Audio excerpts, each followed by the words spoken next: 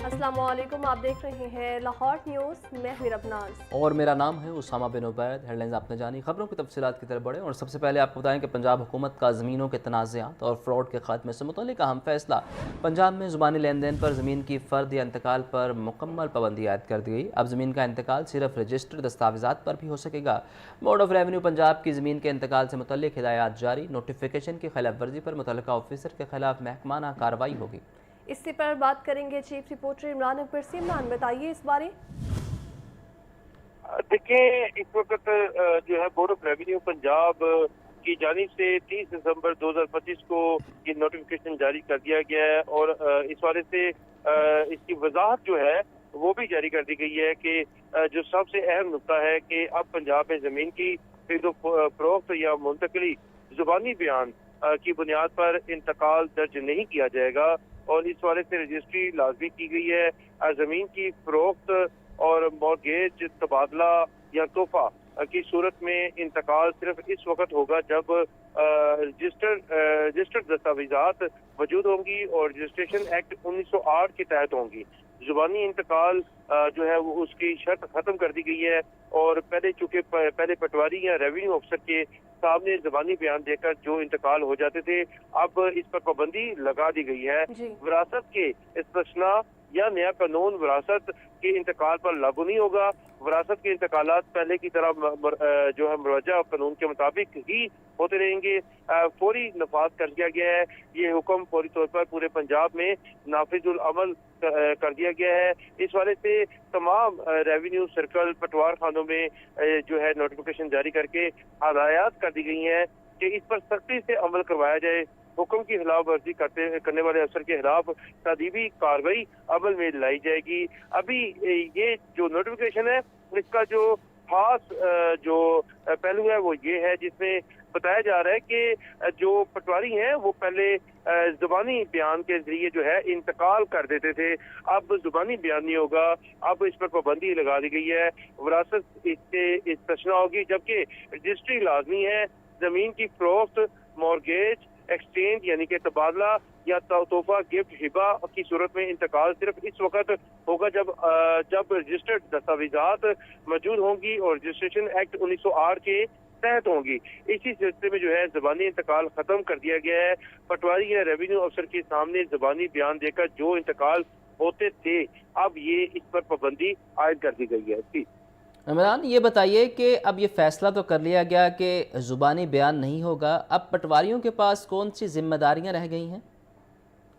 देखिए, उसामा, पटवारी के पास जो है तकरीबन दो साल से ये प्रैक्टिस जारी थी कि पटवारी का जो सिस्टम है वो सारा कंप्यूटराइज किया जाए, क्योंकि मामला जमीन के इंतकाल का होता है, मामला जमीन की जो है वो विरासत का होता है और इसमें सबसे बड़े मामला जो है वो विरासत के ही होते हैं। मगर अभी मामला ये है कि जमीनी इंतकाल के हवाले से, विरासती अमल के हवाले से, हिबा के हवाले से, मॉर्गेज के हवाले से, एक्सचेंज के हवाले से और सेल के हवाले से, ये तमाम का जो सिस्टम है ये अब कंप्यूटराइज कर दिया गया है। तमाम जो मोजाजात हैं उनको कंप्यूटराइज किया गया है। पूरे पंचकुला भर समेत लाहौर के जो स्पेशली लाहौर के जो मोजाजात है, 363 मोजाजात हैं, इनको भी तकरीबन जो है वो कंप्यूटराइज कर दिया गया है। अब पटवारी के पास जो है वो अब उसका जो उसको एक कोड नेम दिया जाता है, जो कि हर शहरी जो जाते हैं पटवारी के पास,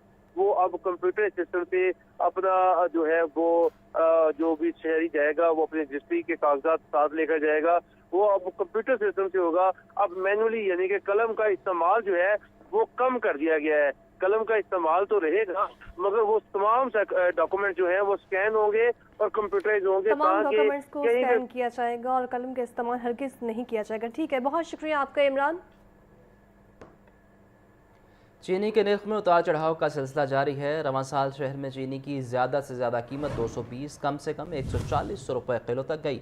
मार्केट में चीनी 165 से 170 रुपये तक बेची जा रही है। होलसेल मार्केट में चीनी के नर्ख 148 से 150 रुपये फ़ी किलो हैं।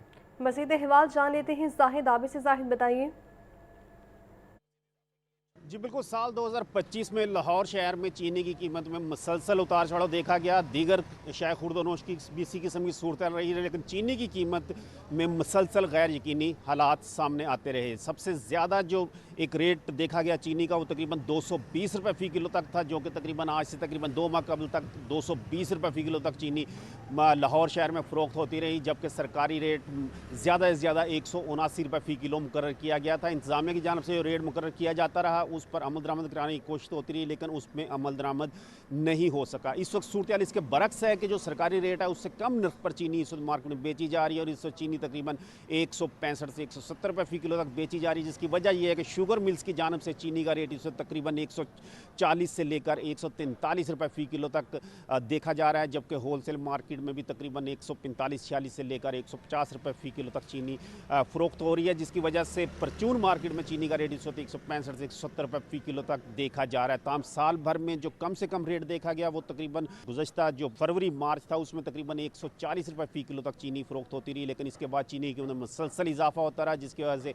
चीनी दरामद भी करनी पड़ी और चीनी बरामद करने के भी फैसले हुए, दरामद करने के भी फैसले हुए, और एक गैर यकीनी सूरत हाल में चीनी मार्केट में जो चीनी के प्लेयर थे उन्होंने खुलकर अपना गेम खेला, जिसकी वजह से कीमतों में मनमाना इजाफा भी होता रहा। लेकिन इस वक्त नया क्रशिंग सीज़न शुरू होने के बाद चीनी की कीमतों में कमी का रुझान देखा जा रहा है। जी आपका शुक्रिया जाहिद। महंगाई का जिन बेकाबू होने लगा है, सब्जियों, फलों और अंडों की कीमतों में इजाफा जारी है। सब्जियों में लहसुन 580, अदरक 500, शिमला मिर्च 180, मटर 100, जबकि मूंगरे 120 रुपये किलो में फ़रोख्त किए जा रहे हैं। फलों में किन्नू 350, मौसमी 280, अनार 720, अंगूर 650 से 500 और अमरूद 150 रुपये किलो में दस्तयाब है। मुर्गी का गोश्त 7 रुपये कमी के बाद 574 रुपये फ़ी किलो, अंडे 1 रुपये महंगे होकर 331 रुपये फ़ी दर्जन। मज़ीद तफसीलात अब्दुल कादिर से जानते हैं। बताइए अब्दुल कादिर। आज बिल्कुल मार्केट में सब्जियों और फलों और पोल्ट्री मसनूआत के सरकारी नखनामों का इजरा रोज़ाना किया जा रहा है, लेकिन रोज़ाना इन पर अमल दरामद नहीं हो रहा। पोल्ट्री मसनूआत में बात की जाए तो ब्रायलर की कीमतों में कमी हुई है, 7 रुपये कमी की गई है, 584 रुपये फ़ी किलो कीमत मुकर्रर की गई है, लेकिन मार्केट में यही ब्रायलर जो है 670 रुपये फ़ी किलो तक, यानी कि साफ़ी ब्रायलर 670 तक बिक रहा है। और सब्जियों के हवाले से बात की जाए तो प्याज, टमाटर, लहसुन, अदरक लोगों की क़ुव्वत ख़रीद में नहीं आ सका है। सरकारी रेट इसमें कीमतें मुस्तहकम है, सिर्फ एक सब्ज़ी की कीमत में इजाफा किया गया और वो भी प्याज है, जिसकी कीमत आज मार्केट कमेटी की सरकारी रिलीज में 3 रुपये बढ़ाकर 55 रुपये फ़ी किलो मुकर्रर की गई। गुज़िश्ता रोज़ 52 रुपये फ़ी किलो थी, लेकिन मार्केट में दर्जा अव्वल का प्याज जो है वो 80 रुपये से 100 रुपये फ़ी किलो तक फ़रोख्त किया जा रहा है। मिक्स दर्जे का प्याज जो है 60 से 70 तक, टमाटर 60 रुपये मुकर्रर किया गया है, लहसुन 455 रुपये फ़ी किलो है, अदरक 315 रुपये फ़ी किलो है। ये तमाम कीमतें सरकारी रिलीज़ों तक महदूद हैं, क्योंकि मार्केट में ये जो सब्ज़ियाँ हैं वो महंगे दामों फ़रोख्त की जा रही हैं। हर इलाके का रेट अलग है। फलों की सूरत हाल पर बात की जाए तो शहरी ये कहते हैं कि फल जो है वो तो यकसर ही लोगों की क़ुव्वत ख़रीद से बाहर हो चुका हुआ है। लोग जो है वो फलों की जो है वो ख़रीदारी से कासिर हैं, क्योंकि सेब, अंगूर, अनार ये जो है वो महंगे दामों बिक रहा है। लोगों का ये कहना है कि सरकारी रेट्सों का इजरा होता है, लेकिन इन पर अमल दरामद नहीं होता। ठीक है, बहुत शुक्रिया आपका। पंजाब एजुकेशन फाउंडेशन का स्कूलों के इम्तहानात से मुतल्लिक अहम फैसला। 15 सालों बाद पंजाब एजुकेशन फाउंडेशन अपने स्कूलों का इम्तहान खुद नहीं लेगा। पार्टनर स्कूलों को पैक्टा के सालाना इम्तहानात में शिरकत की हिदायत कर दी। पैफ के साथ इस वक्त 17,000 से ज़ायद स्कूल मुंसलिक हैं। मज़ीद तफसीलात जान लेते हैं आतिफ परवेज़ से। आतिफ बताइए। हाँ जी बिल्कुल, ये पंजाब एजुकेशन फाउंडेशन की जानिब से जो पार्टनर स्कूल्स हैं उनसे मुताल्लिक इम्तहानात जो है वो अब पैक्टा के तहत लेने का फैसला किया गया है। इस हवाले से पंजाब एजुकेशन फाउंडेशन की जानिब से मरासला भी जारी कर दिया गया है। ये 15 सालों बाद पंजाब फाउंडेशन की जानिब से इम्तहानात का तरीकाकार जो है बदला गया है। इससे कबल क्वालिटी इंश्योरेंस टेस्ट जो है वो पंजाब एजुकेशन फाउंडेशन जो है थर्ड पार्टी से करवाता था, और इस इम्तहानात के नताइज को देखते हुए ही पार्टनर स्कूलों की फंडिंग और जो जुर्माने वगैरह उसका फैसला होता था। लेकिन अब 15 साल बाद तरीका बदल दिया गया है और तमाम जो 17,000 पार्टनर्स को कहा गया है कि 5वीं और 8वीं के जो इम्तहानात हैं वो पैक्टा के जो ज़ेरे तमाम सरकारी स्कूलों के इम्तहान होंगे उनमें ही जो पैफ पार्टनर्स के तलबा जो शिरकत करेंगे, और क्यूईटी जो है उसको ख़त्म कर दिया गया है। और ज़राए का कहना है कि क्यूईटी ख़त्म होने से पंजाब एजुकेशन फाउंडेशन को करोड़ों रुपए की भी बचत होगी, और साथ साथ जो तरीक़ाकार है उस पर कुछ पार्टनर्स और माहिरीन तालीम की जानिब से तहफ़्फ़ुज़ात का भी इज़हार किया गया है कि जो पैक्टा के तहत पहली दफ़ा इम्तहानात होने जा रहे हैं तो उसमें फौरी तौर पर शिरकत और इसके नताइज पर पहले ही कुछ सवालात उठ रहे थे। तो अब पंजाब एजुकेशन फाउंडेशन ने फौरी तौर पर इसमें शिरकत का फैसला किया है। तो जो थर्ड पार्टीज़ को ख़त्म करने से भी जो नताइज है उस पर सवालात उठेंगे। आपका शुक्रिया आतिफ। मैदानी इलाकों में शदीद धुंध के बायस ट्रेन शेड्यूल बुरी तरह से मुतासिर। कराची और कोयटा समेत मुख्तलिफ शहरों से लाहौर आने वाली ट्रेनें घंटों लेट हो गई हैं। इलामा इकबाल एक्सप्रेस 4 घंटे 35 मिनट जबकि पाकिस्तान एक्सप्रेस 4 घंटे 10 मिनट ताख़ीर का शिकार है। कराक्रम एक्सप्रेस 3 घंटे 20 मिनट और ग्रीन लाइन एक्सप्रेस 2 घंटे 10 मिनट लेट हो गई हैं। फ़हद अमीन से इस बारे मज़ीद जानते हैं। फ़हद बताइए। जी बिल्कुल, मैदानी इलाकों में शदीद धुंध के बायस ट्रेन शेड्यूल जो है वो बुरी तरह मुतासर है। कराची और कोयटा समेत मुख्तलिफ शहरों से आने वाली ट्रेनें आज भी घंटों ताख़ीर का शिकार हैं। कराची से आने वाली अवाम एक्सप्रेस आज 5 घंटे ताख़ीर का शिकार है। इसी तरह इलामा इकबाल एक्सप्रेस 4 घंटे 35 मिनट और पाकिस्तान एक्सप्रेस 4 घंटे 10 मिनट की ताख़ीर से आएगी। कराची एक्सप्रेस 3 घंटे 30 मिनट, कराक्रम एक्सप्रेस 3 घंटे 20 मिनट, पाक बिजनेस 2 घंटे 40 मिनट, जाफर एक्सप्रेस 2 घंटे 15 मिनट और ग्रीन लाइन एक्सप्रेस 2 घंटे 10 मिनट लेट है। रहमान बाबा एक्सप्रेस 2 घंटे, खैबर मेल एक्सप्रेस 1 घंटा 40 मिनट और तेजगाम एक्सप्रेस 1 घंटा 35 मिनट की ताख़ीर से आ रही है। मिल्लत एक्सप्रेस 1 घंटा 30 मिनट और फरीद एक्सप्रेस 1 घंटा 20 मिनट लेट है। ट्रेनें लेट होने से मुसाफिरों को शदीद परेशानी का सामना करना पड़ रहा है। जी ठीक है, बहुत शुक्रिया आपका। यूपीए की जानिब से गाड़ियों पर लगाए गए ग्रीन स्टिकर की मुद्दत का आज आखिर रोज़। राय के मुताबिक स्टिकर की मुद्दत को 6 माह बढ़ाया जा रहा है। स्टिकर जून 2026 तक काबिल इस्तेमाल रहेंगे। पहले मरहले में 1 लाख से ज़ायद गाड़ियों का एमिशन टेस्ट किया गया था। ईपीए की जानिब से टेस्ट शुदा गाड़ियों को ग्रीन स्टिकर लगाए गए। दूसरे मरहले में लगने वाले ग्रीन स्टिकर की मुद्दत 1 साल के लिए होगी। इसी पर बात कर लेते हैं अब्दुल कादिर से। अब्दुल कादिर बताइए क्या तफसीलात हैं। आज बिल्कुल एमिशन कंट्रोल करने के लिए इदारा माहौलियात की जानिब से गाड़ियों के टेस्टिंग जो है वो की गई, जिसके बाद इनको ग्रीन स्टिकर जो है वो अवेजा किए गए कि तमाम गाड़ियां जो है वो व्हीकल एमिशन टेस्टिंग पास कर चुकी हैं और इनका म्याद जो है 31 दिसंबर 2025 तक रखी गई थी। ताहम ज़राए का कहना है कि पहले मरहले में 1 लाख से ज़ायद गाड़ियों को लाहौर में जो है ग्रीन स्टिकर लगाए गए थे, जिन पर 31 दिसंबर 2025 की म्याद दर्ज थी। लेकिन अब इदारे की जानिब से 6 माह का जो है वो ग्रेस टाइम दिया गया है कि जून 2026 तक यही स्टिकर जो है वो काबिले इस्तेमाल रहेंगे। पहले मरहले में लगने वाले स्टिकर्स को मजीद 6 माह का वक्त दिया गया और 31 दिसंबर 2025 को खत्म होने वाली म्याद जो है अब इसे बढ़ाकर जून 2026 तक किया जा रहा है। और जरा कि ये भी कहना है कि दूसरे मरहले में लगने वाले स्टिकर की म्याद जो है जिस दिन मिशन टेस्ट पास कर रही है गाड़ी, उस दिन से 1 साल के लिए रखा गया है। और इस हवाले से जो जरा है उसकी जानिब से ये भी दावा किया गया है कि जल्द ही इस हवाले से नोटिफिकेशन का भी इजरा किया जाएगा ताकि शहरियों की जो है वो सहूलत रहे और जून तक 2026 तक जो है ये स्टिकर जो है वो काबिल इस्तेमाल रहेंगे। और पहले मरहले में 1 लाख से ज़ायद गाड़ियों को स्टिकर लगे थे। अब जो गाड़ियों को स्टिकर लग रहे हैं अब वो 1 साल की मुद्दत के लिए लग रहे हैं। वो किसी भी वक्त में अगर लगाए जाते हैं तो उसी दिन जिस दिन गाड़ी का इंजन एमिशन टेस्ट पास करता है उसी दिन से 1 साल के लिए उसकी म्याद रखी गई है। जी आपका बहुत शुक्रिया अब्दुल कादिर। नाज़रीन, लाहौर का तारीखी पूंछ हाउस अपनी बहाली के 1 साल के दौरान ही सयाहों की तवज्जो का मरकज़ बन गया है। विजिट करने वालों में 6 सयाहों की भी नुमायां तादाद रही। इसी इमारत में 1931 में भगत सिंह के मुकदमे की भी समाअत हुई थी। मज़ीद तफसीलात बता रहे हैं सुहेल कैसर। जी सुहेल। देखें, लाहौर में मौजूद तारीख के एक अहम नक्श पूंछ हाउस की रेनोवेशन को 1 साल मुकम्मल हो गया है। वही पूंछ हाउस जिसे 1849 में तामीर किया गया था सर लॉरेंस मॉन्टगोमरी की रहायशगाह के लिए, कि जब वो लाहौर में मुकीम थे सिख अफवाज की गोशमाली के लिए, और यहाँ पर उन्होंने सिखों के ख़िलाफ़ होने वाली बहुत सारी कार्रवाइयों की क़यादत भी की। और उसके बाद ये जो इमारत है मुतअद्दिद अंग्रेज़ दौर के जजेस की रहायशगाह के तौर पर भी इस्तेमाल होती रही। और इसकी एक बड़ी वजह शोहरत ये भी है कि यहाँ पर मई 1931 में भगत सिंह का ट्रायल हुआ, जिसके बाद उन्हें फांसी की सज़ा सुनाई गई।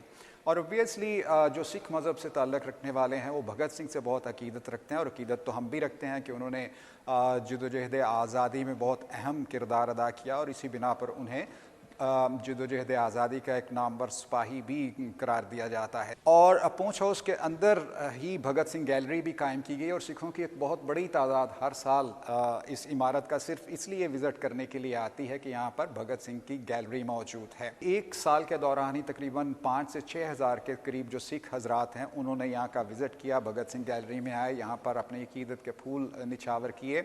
और इसके साथ साथ जो मुकामी सयाह हैं उनकी भी बड़ी तादाद यहाँ पर जो है वो हर रोज़ आती है।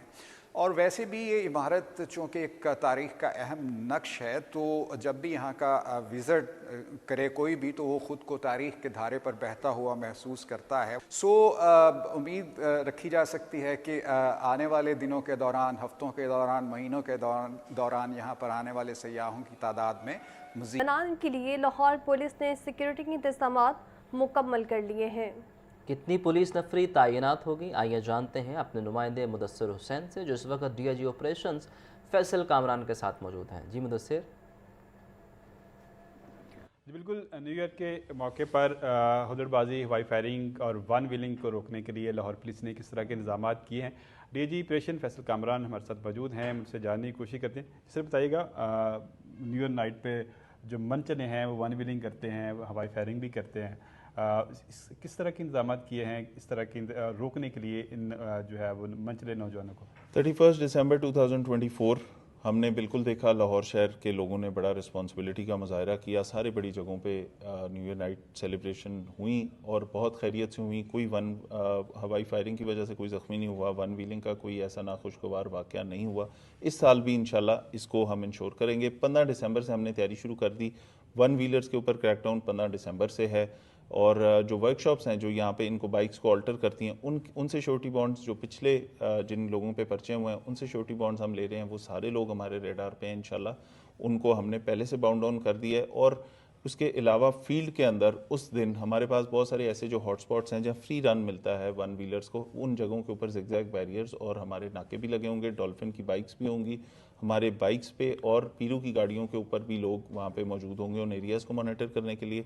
तो ये तो हो गया हमारा वन व्हीलिंग का क्रैकडाउन। इसी तरह जो एरियल फायरिंग है, जो हॉटस्पॉट्स हैं जिन एरिया से 15 की कॉल्स ट्रेडिशनली आती हैं, उन जगहों को भी हमने कवर किया, उनसे भी श्योरिटी बॉन्ड्स लिए, वो लोगों को भी रेडार में रखा हुआ है, उनका भी ध्यान हम पूरा रख रहे हैं। प्लस डीवेपनाइजेशन की जो हमारी मुहिम चल रही है उसके साथ साथ मुझे उम्मीद है कि इंशाल्लाह ये इतना बड़ा चैलेंज नहीं होगा जिस तरह ये प्रीवियस ईयर्स में होता था। और वो तमाम जगह जहाँ पे क्राउड होता है पब्लिक का, उन सारी जगहों पे हम इंश्योर करेंगे कि ख़वातीन को एक सेफ़ एनवायरनमेंट मिले, लोग फैमिलीज़ के साथ आके एंजॉय करें। इस तरह मीनार पाकिस्तान में अफसोसनाक वाक़या पेश आया था 14 अगस्त के मौके पर। इस तरह के वाक़यात को रोकने के लिए किस तरह के इक़दाम किए गए हैं? क्या स्पेशल नफरी तैनात की गई है? ये जो 7000 के करीब फोर्स है ये इसीलिए है कि किसी जगह पे पुलिस की प्रेजेंस, जहाँ जहाँ पब्लिक ने जाना है वो सारे एरियाज़ पे पुलिस की प्रेजेंस होगी, चेक होके लोग आएंगे, फैमिलीज़ को हम इनकरेज करेंगे और इस तरह के एलिमेंट्स जो जिस पे हमें लगता है या जहाँ से ख़राबी हो सकती है उनको हम डिस्करेज भी करेंगे। तो इसमें हमारे वॉलंटियर्स भी होंगे, इसमें हमारी ख़वातीन एहलकार भी होंगी, इसमें साइकिल्स के ऊपर जो क्राउडेड एरियाज़ हैं उनमें साइकिल वाली जो पेट्रोलिंग है वो भी होगी। तो ये सारा एक पूरा सिक्योरिटी प्लान बना दिया गया। उसके अलावा शहर के सिक्योरिटी के जो हमारे पैरामीटर्स हैं, इनसाइड आने वाले और यहाँ से बाहर जाने वाले, उन पर भी पुलिस की नफरी होगी इंशाल्लाह। जी बिल्कुल, DIG ऑपरेशन फैसल कामरान की अपने बात सुनी, उनका कहना था कि 7000 के करीब जो नफरी है उनको तैनात किया गया और ख़वातीन के लिए जो ख़वातीन की नफरी है उनको भी तैनात किया गया ताकि जो हुल्लड़बाजी है, वन व्हीलिंग है और हवाई फायरिंग है उनको रोका जा सके। जी ठीक है, बहुत शुक्रिया मुदस्सिर। पाकिस्तान की आबादी 25 करोड़ 50 लाख से तजावज़ कर गई। बढ़ती आबादी, अदम मसावात और मौसमियाती ख़तरात बड़े चैलेंजेस हैं। पाकिस्तान 2026 में आबादी के अतबार से दुनिया का 5वां बड़ा मुल्क बन चुका होगा। सरबराह अक़वाम मुत्तहिदा पॉपुलेशन फ़ंड डॉक्टर लुईस शबाना का कहना था कि आबादी को बोझ नहीं बल्कि पायदार तरक्की का स्ट्रेटजिक मुहर्रक समझने की ज़रूरत है। इसी पर बात कर लेते हैं आती परवेज़ से। आते बताइए। जी बिल्कुल, साल 2026 में पाकिस्तान जो है वो दुनिया का 5वां बड़ा मुल्क जो आबादी के एतबार से होगा। आबादी 25 करोड़ 50 लाख से तजावज़ कर जाएगी, ये कहना है UNFP का। और इनका कहना है कि आबादी बोझ नहीं बल्कि पायदार तरक्की का स्ट्रेटेजिक मुहर्रक समझने की ज़रूरत है। बुलंद आबादी शरह ज़्यादा जरखेज़ी, सनफ़ अदम मस्तवात और मौसमियाती ख़तरात बड़े चैलेंजेस होंगे 2026 में। 2025 में पाकिस्तान ने तौलीदी सेहत, आबादी डाटा और सिनफ़ी तशद्दुद के खिलाफ इक़दामात में पेशरफ़्त की है। वफाक और सूबों के दरमियान बेहतर ताउन आबादी को तरक्की से जोड़ने का मस्बत इशारा है। ज़चगी के दौरान अफवाद, फैमिली प्लानिंग की कमी और कम उम्री की शादियाँ बदस्तूर एक संगीन मसला है, ये कहना है UNDP का। और साथ साथ उन्होंने कहा है कि दूर दराज और मौसमियाती मुतासर इलाकों में मियारी तौलीदी सेहत सहूलियात तक रसाई नाहमवार है। ख़वातीन और बच्चों की तालीम, हुनर और माशी शमूलियत मुतवाज़न आबादी के लिए नागुज़ीर है। UNFC फार्मूले में सिर्फ आबादी के हजम के बजाय इंसानी तरक्की को शामिल NFC में फार्मूले में सिर्फ आबादी के हजम के बजाय इंसानी तरक्की को शामिल किया जाना चाहिए। सिनफी मसावात, सेहत, तालीम और मुतवाज़न आबादी के नताइज पर कारकर्दगी दिखाने वाले सूबों को बरात देनी चाहिए। ऐसी इस्लाह से माली तरगीबात को इंसानी तरक्की के नताइज से जोड़ा जा सकेगा। मुश्तरका मुफादात कौंसिल की सिफारियात पर वाज़ेह टाइमलाइन और जवाबदेही के साथ साथ अमल दरामद की भी जरूरत है। आबादी पॉलिसी को मजबूत डाटा और शवाहिद की बुनियाद पर अमली फवायद में बदलना होगा। जी, आपका शुक्रिया। नीला गुंबद अंडरग्राउंड पार्किंग प्लाजा में अहम पेशरफ हुई है। पार्किंग प्लाजा की तमाम 100% फाइलें मुकम्मल कर ली गई हैं। नीला गुंबद पार्किंग प्लाजा की खुदाई का अमल दिन रात जारी। मंसूबे का मजमूई तौर पर 22% काम भी मुकम्मल कर लिया गया। तफसीलात के लिए बात करेंगे ज़ैनुल आबदीन से। ज़ैन बताइए। इस वक्त ट्रैफिक मसाइल के हल के लिए टीपा की तरफ से नीला गुंबद के मुकाम पर ज़ेरे ज़मीन पार्किंग प्लाजा की तमीर की जा रही है। साल 2025 में ही इस मंसूबे पर काम का आगाज किया गया था और अब साल 2025 के आखिरी दिन जो इस मंसूबे की पेशरफ्त है उसके ऊपर नजर दौड़ाई जाए तो नीला गुंबद अंडरग्राउंड पार्किंग प्लाजा की तमीर में ये बड़ी पेशरफ्त सामने आई है कि ज़ेरे ज़मीन पार्किंग प्लाजा की तमाम 100% फाइलें मुकम्मल कर ली गई हैं। नीला गुंबद पार्किंग प्लाजा की 452 फाइलें थी जिनको मुकम्मल किया गया, जबकि कैब बीम भी मुकम्मल कर लिए गए हैं। टीपा की टीमें मंसूबे के अहदाफ वक्त के मुताबिक मुकम्मल करने के लिए 3 शिफ्टों में 24 घंटे काम कर रही हैं। आज तक इस मंसूबे की मजमूई तौर पर 22% जो प्रोग्रेस है वो नजर आ रही है, जबकि 10 जून 2026 तक इस मंसूबे को मुकम्मल करने की डेडलाइन दी गई है। ठीक है, बहुत शुक्रिया आपका ज़ैन। पंजाब असम्बली इजलास में वफाकी ऑफिसर्स की सूबों में तैनाती पर तहरीक इल्तवाकार आज पेश होगी। ऐवान में तहरीक इल्तवाकार अहमद इकबाल चौधरी पेश करेंगे। सूबाई अहदों पर वफाकी ऑफिसर की तैनाती 18वीं आईनी तरमीम की खिलाफ वर्जी है। तहरीक इल्तवाकार का मतन वफाकी ऑफिसर्स की सूबों में तैनाती से वज़ीर आला के इख्तियारात कमज़ोर होते हैं। समीउल्लाह खान, मलिक अहमद सईद, इफ्तिखार हुसैन, सईद अकबर और दीगर तहरीक इल्तवाकार जमा करवाने वालों में शामिल हैं। आपको बताएं कि पंजाब असम्बली इजलास में वफाकी ऑफिसर्स की सूबों में तैनाती पर तहरीक इल्तवाकार आज पेश होगी। ऐवान में तहरीक इल्तवाकार अहमद इकबाल चौधरी पेश करेंगे, जबकि सूबाई अहदों पर वफाकी ऑफिसर्स की तैनाती 18वीं आईनी तरमीम की खिलाफ वर्जी है। तहरीक इल्तवाकार का मतन वफाकी ऑफिसर्स की सूबों में तैनाती से वज़ीर आला के इख्तियारात कमज़ोर हो जाते हैं। समीउल्लाह खान, मलिक अहमद सईद, इफ्तिखार हुसैन, सईद अकबर और दीगर तहरीक इल्तवाकार पेश करेंगे। पंजाब असम्बली इजलास में वफाकी अफसरान की सूबों में तैनाती पर तहरीक इल्तवाकार आज पेश होंगी। और नाज़रीन, साल 2025 अपने इख्तिताम को पहुँच गया। तलबा के मुताबिक गुज़श्ता साल खुशगवार और तल्ख यादों का मजमुआ रहा। महंगाई ने तलबा को मुतासिर किया, तमाम स्टूडेंट्स ने नए साल के लिए अहदाफ मुकर्रर कर लिए हैं और उन्हें पूरा करने के अज़्म का भी इज़हार किया है। मज़ीद जान लेते हैं सामिया सईद से। सामिया बताइए।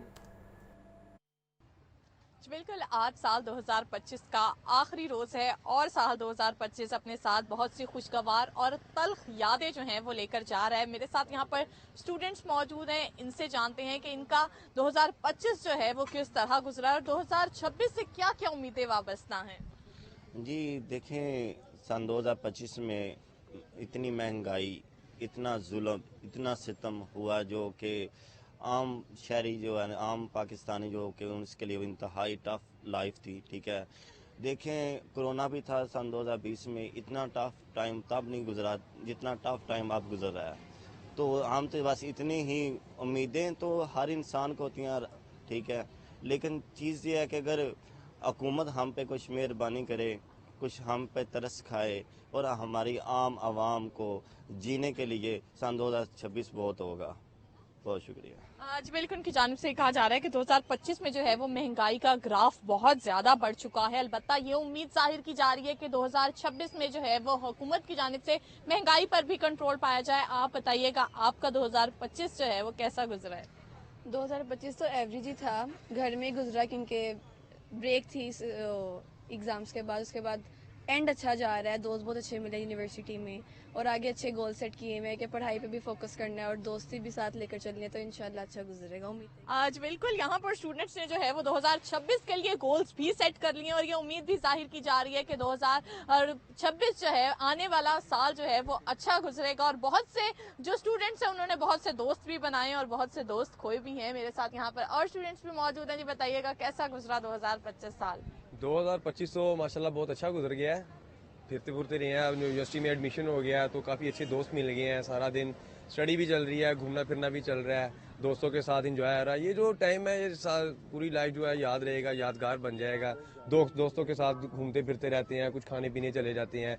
नेक्स्ट भी इंशाल्लाह उम्मीद है कि और अच्छे दोस्त बनाएंगे और इंशाल्लाह स्टडी भी करेंगे, पढ़ेंगे, इंशाल्लाह खुद कामयाब होंगे, दोस्तों के साथ लेके चलेंगे, सब मिलके इंशाल्लाह कामयाब होंगे हम। आज बिल्कुल यहाँ पर स्टूडेंट्स ने जो है वो गोल सेट कर लिए हैं और उनकी जानिब से ये कहा जा रहा है कि साल 2025 में बहुत से दोस्त बनाए भी हैं, बहुत से दोस्त खोए भी हैं। तो अब जो नया आने वाला साल है इस पर स्टडीज पर भी फोकस किया जाएगा और फ्रेंड्स के साथ जो है वो घूमना फिरना भी जारी रहेगा और 2026 को जो है वो मजीद बेहतर करने की कोशिश करेंगे। ठीक है, बहुत शुक्रिया सामिया। वज़ीर आला पंजाब का हुकूमती सिविल मुकदमात की डिजिटलाइजेशन का फ्लैगशिप मनसूबा सूबाई वज़ीर कानून राना मोहम्मद इकबाल ने लाहौर पायलट प्रोजेक्ट का आगाज़ कर दिया। नए निज़ाम के तहत सरकारी कानूनी चाराजोई का जामे और मौसर मॉनिटरिंग सिस्टम तश्कील दिया गया। मनसूबा 6 मराहिल में मुकम्मल होगा। मई 2026 तक सुबह भर में फ़ाल कर दिया जाएगा। लॉ ऑफिसर्स की प्रोफाइलिंग, परफॉर्मेंस, मुकदमात की डिजिटल मॉनिटरिंग, रोज़ाना और माहाना रिपोर्ट्स और जियो टैगिंग मुतारिफ करवा दी गई हैं। वज़ीर आला पंजाब का हुकूमती सिविल मुकदमात की डिजिटलाइजेशन का फ्लैगशिप मनसूबा सूबाई वज़ीर कानून राना मोहम्मद इकबाल ने लाहौर पायलट प्रोजेक्ट का आगाज़ कर दिया। नए निज़ाम के तहत सरकारी कानून चाराजोई का जामे और मौसर मॉनिटरिंग सिस्टम तश्कील दिया गया।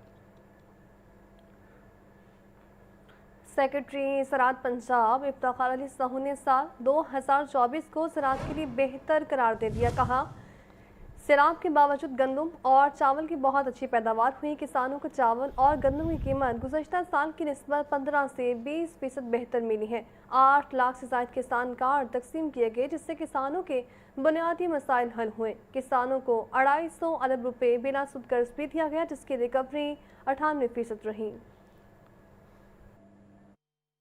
पंजाब में 22 मिलियन मेट्रिक टन की पैदावार हुई, लेकिन उसकी मार्केटिंग, उसकी मार्केट प्राइस के हवाले से किसानों को उसकी वो कीमत नहीं मिल सकी जो उनके लिए एक अट्रैक्टिव प्रॉफिटेबल प्राइस थी। अगरचे अब नेशनल वीट पॉलिसी के ज़रिए हुकूमत पंजाब ने वफाकी हुकूमत के साथ मिलकर उस मसले का एक बहुत अच्छा हल तलाश कर लिया है। इसके अलावा फ्लड्स में हमारी पंजाब में कम से कम 15 लाख एकड़ रकबे पे फसलात मुतासर हुई, जिसमें सबसे अहम फसल उस वक्त चावल था, गन्ना था। इन तमाम चैलेंजेस के बावजूद मैं समझता हूँ ज़राअत के हवाले से पंजाब में ये एक बहुत हौसला अफजा साल रहा। हमारी गंदम की बहुत अच्छी पैदावार हुई। फ्लड्स के बावजूद हमारी राइस की बहुत अच्छी पैदावार हुई।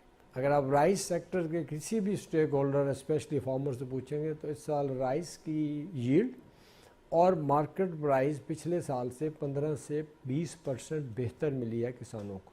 मैं यहाँ सबसे पहले चीफ मिनिस्टर किसान कार्ड का जिक्र करना चाहूँगा।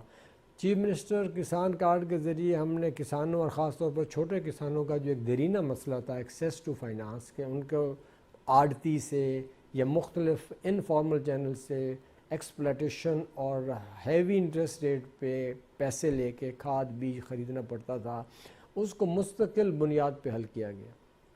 इस वक्त पंजाब में 8 लाख से ज़ायद फार्मर्स के पास किसान कार्ड मौजूद हैं, जिनकी अक्सरियत 4 से 5 एकड़ वाले छोटे काश्तकार हैं। पिछले 1 साल में जब से ये प्रोग्राम लॉन्च हुआ है अब तक हम 250 अरब रुपए के बिला सूद कर्ज़े पंजाब के किसानों को दे चुके हैं। और आपको ये जान के यकीनन हैरानगी और खुशी होगी कि इसका रिकवरी परसेंटेज 98%